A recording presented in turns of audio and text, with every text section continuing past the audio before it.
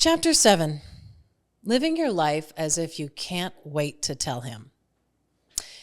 Write the script to your own movie that you can't wait to share it with your future husband. You ever watched a romantic movie and wished you were in it? I used to watch romantic movies featuring happy couples walking hand in hand, and I would just weep. But what I know now is that real love is 1,000 times better than a fake scripted Hollywood rom-com, Trust me, yours is better than their script because it's your script. It's you. It's written exactly the way that you want it. Real love means getting to be yourself all the time. Even when you have an argument, you're still perfect for him. You're not perfect, and neither is he. You're just the perfect match for each other. He loves you when you're a sweaty mess from working out. He loves you when you haven't been to the gym in 3 months. He loves you when you're on a new diet. He loves you even if you gain a few pounds. He loves you first thing in the morning with your nasty breath and the crusty makeup you forgot to wash off. He loves you even if you spill everything like I do.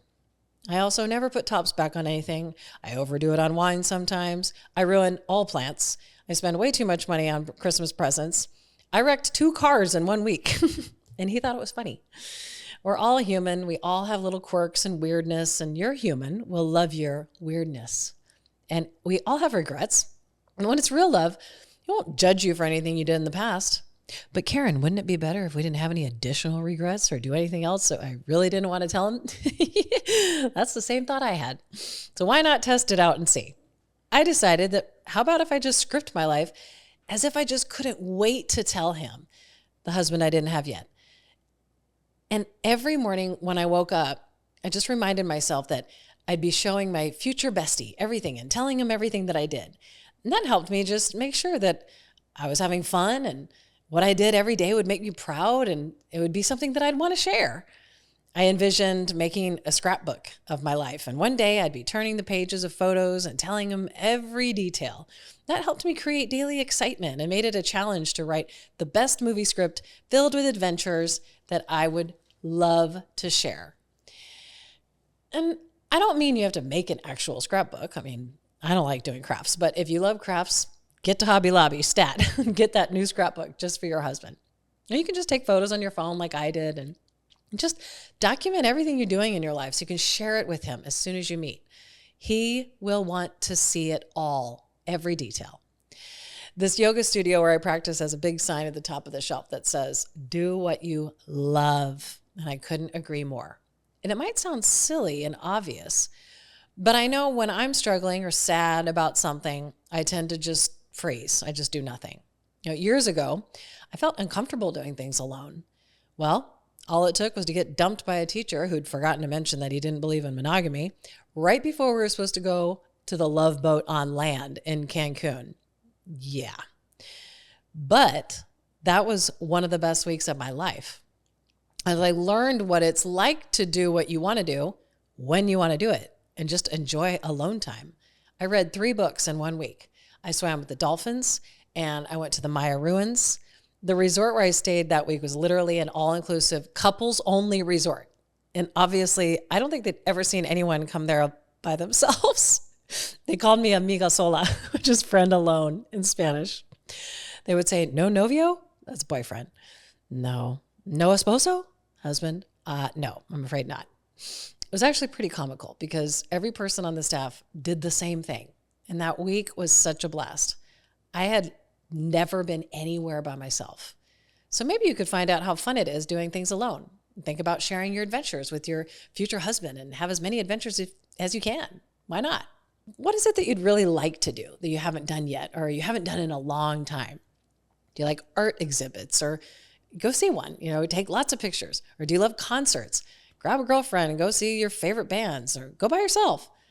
Take videos and pictures. You like ice skating? Go. Roller skating? Go immediately. Country dancing? Go to a free class. You don't have to have a partner to do the things you've always wanted to do. And if you do the things that give you great joy, you'll attract people into your life who are full of joy. P.S. You might meet the man who will become your husband at said dance class. My friend whose wedding I attended in Montana met her husband at the gym. My client, Jennifer, met her husband at a party. She knew him in high school and hadn't seen him in 20 years before that. My other client, Natalie, met her soulmate online. Your husband could be anywhere. So put yourself in new places and have new experiences. It reminds me of when I left my steady job in the middle of the last recession. Everyone around me said I was nuts because I changed my beliefs. I used to believe in job security. And then it dawned on me one day that there was no such thing. That was a myth. Hundreds, if not thousands, of advertising agencies went out of business between 2008 and 2009. I mean, really, any day you arrive at work, it could be your last day. You don't know. So design your life the way you have dreamt it would be and write your own script, no matter what's going on with the economy. I needed a life where I could work and still do the things my children needed me to do. I wanted to be a better mom. I wanted to be there when they got home from school. I wanted a life where my job was scheduled around what my kids needed. So I got one. I also wanted to create time to sing again. I wanted to take voice lessons. I wanted time to perform again. So I did just that. You know, I never really worked hard at singing when I was younger. It was just something I always did. I thought everyone grew up singing and performing. I mean, we all saw The Sound of Music, and my sisters and I lined up in a row and rehearsed in our front room just like the Von Trapps did. So it must be what every family does, right? It wasn't work. It was just what we did. It was easy. So I had some talent, but I didn't really have excellence, and I did not have confidence. And excellence can only come with practice. And I wanted to get better, and I wanted to feel confident on stage. So I got a coach, and I had weekly voice lessons, and I set aside time to practice. I'll never forget the moment I found out that churches actually pay singers to sing in their choirs. I was a vocal performance major at BYU. I grew up Mormon, and in the LDS faith, everyone is a volunteer. Every job is a volunteer position. No positions are paid, and everyone sings in the choir. At least that was my perception as a child. I've had personally to go to choir practice ever since I was in elementary school. My dad was the conductor usually, but one day when I was in college, I was walking down the hallway in the music building and saw a bulletin board with a help wanted ad. It said choir section leader wanted. I'm like, section leader? I had no idea what that meant. But a choir job, I could do. I've been training for this job my whole life. I just didn't know it. So I called the number, and the choir director told me to come to the choir rehearsal that Wednesday night, adding that it would be my audition. Cool. I didn't have a car. So I borrowed my friend Amy's little red car, and I drove to Salt Lake to the stunning Cathedral of the Madeleine. It is so beautiful. I sang what they put in front of me, and I got the job. And I used to make $200 a month for putting on a choir robe and singing the music they put in front of me. It was like a kid in a candy store. The first Sunday service, we all lined up in the back, and I'd never been to a Catholic church before, so I was clueless. Now, I think I went once with my childhood friend Maureen, if I remember correctly.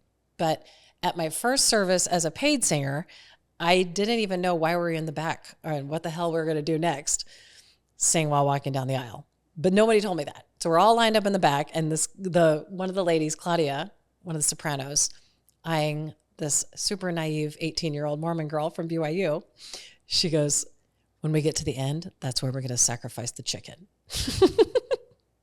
I was an easy target. I swear I thought she was serious for a second, and she was hilarious. But being in choirs gave me the opportunities to tour all over the world that I never would have had otherwise. So when I first moved to Arizona in 1997, I asked the conductor of the cathedral if he knew of a church in Phoenix with a choir and a budget for section leaders. He told me to call All Saints Episcopal, and I did. I went through the same audition process, which I think is so funny. Just show up to rehearsal and sing a bunch of music that you've never seen before. I can't even describe how much I loved it. It was so fun. And it was something I was really good at. And I sang there for years when I first moved here to Arizona. And I even got married at All Saints in 2020, my first husband. And then years later, when I was a single mom, I missed singing. I missed my friends who were in the choir. And when our city here built its first transit train, I don't know what it's called, I took my kids on an adventure. Let's go try the new train. And we rode the train, got off downtown. We went to the Science Center in downtown Phoenix. And on our way back home on the train, we saw my friends Scott and Gil sitting there on the train. Scott is the conductor at All Saints Episcopal Church Choir, and he just so happened to have an opening in the alto section. So singing again and being reunited with my All Saints family brought me so much joy. So just ask yourself, what brings you joy? There's a museum in Phoenix that I'd always wanted to see called the Musical Instrument Museum. That's a mouthful. It's supposed to be one of the best museums in the country, and I just hadn't gone yet. So one Sunday, my kids were with their dad, and I just went by myself. I wandered around for 4 blissful hours, looked at every instrument for as long as I wanted, no one whining, no one needing a snack, no one tugging on me to leave, just me alone, wandering into whatever room I wanted. I read every sign in silence. It was bliss. I had also never been to see a movie by myself. A couple of weeks after The Hangover came out, I got tired of being the only one on the planet who hadn't seen it. Everybody was talking about it. So I just decided to go alone to the matinee at the theater. It feels uncomfortable to do things alone at first, but doing anything for the first time is uncomfortable. One of the best ways to grow is to grow accustomed to the uncomfortable. Do something different. After a while, it's no longer uncomfortable, and you might find that it's actually fun. I had gotten offered tickets to the Bon Jovi concert, and I didn't have anyone to go with, so I just made plans to go. But I had to go to a NASCAR race with a client beforehand. So my client owned a race car, so they had this huge suite. And after his 97th beer, he said to me in front of his wife and everyone, must have been 50 people in there, he goes, "When are you going to show me your tits?" In front of everybody. To which I replied, "Where are the beads?" And then I just immediately left. I went to the Bon Jovi concert by myself. I screamed so much at that concert that I was completely hoarse when I got home, completely lost my voice. But it was such a blast. You don't need anyone to go with. Go have fun. I heard that client eventually did go to rehab. I hope he did. Hope he's doing great. Don't wait to have a partner or a spouse or anyone to go with to do what you want to do. Go do those things right now, alone or not. Write the script of your life with great care and live your life daily so that you're proud of what you do each day. And you can't wait to tell your soulmate all about it when you finally get together. Do one thing a day that just makes you feel proud and live each day as if your dream partner is right there next to you and you're already sharing those experiences. It's another secret to attracting him. At the core, the real secret is to love the woman you are now and to love the woman you are becoming. You must believe that you deserve a husband who's everything you've wanted. You have to believe that he exists in order to attract him into your life. One of the ways you build that self-love is just to be proud of yourself and your life. Be proud of what you do every day. Create joy right now. Do something fun just because you want to do it, just because it's fun. There's something you've always wanted to learn. You wanted to learn a new language, sign up for a class or go to the community college. If you've always wanted to learn how to dance, go find a dance class. I saw this manifest in my life so many ways. I wanted a husband who was an avid seeker and learner, and I wanted to have our own book club. So we would read the same books and we'd discuss them together. So I read and read and read voraciously. I read every single night. Again, you have to be the person you want to attract. Sometimes I'd read novels, but most of the time I'd just read anything I could find about parenting, personal growth, anything I could get my hands on to help me feel better and grow and learn and improve. 2 weeks after our first date, John bought 2 Tony Robbins books and brought one home for me to read. And that's exactly what I wanted. So today, we listen to podcasts, we watch the same YouTube videos, and we read to each other at night. So we read the same books. We listen to audiobooks while we walk in the mornings and while we're on road trips. I wanted a husband that would go dancing with me. So I also went dancing when I was manifesting him. And that's exactly what we do now. We just started taking ballroom dancing lessons too. I wanted a husband that would hike with me. So I hiked and hiked and hiked, visualizing that he was right next to me as if I already had the husband of my dreams. And now that's my reality. We hike almost every week when it's not 110 degrees outside. I had this revelation while we were hiking together one day after about 3 years together. I replayed back all of the steps and all the actions that I took to rewire my brain and finally attract him. And then I was verbalizing them out loud and I said, John, I really think this is replicable. I think this is an actual strategy for attracting a husband that others could follow and then do the same. To which he replied, you should write a book. So if there's anything that you don't like about this book, go ahead and tell John. It was his idea. Constantly visualizing that I was with my husband while doing the activities that I loved alone helped me keep that belief that he would be with me soon. My visualizations became my actual reality and the reality of my clients. They are off with their new husbands, boyfriends, doing all the things they visualized along with their soulmates, traveling, hiking, camping, all the things they love to do. And they're no longer alone. So do the things right now that you will do with your future husband. And one day you'll wake up and he'll be right next to you.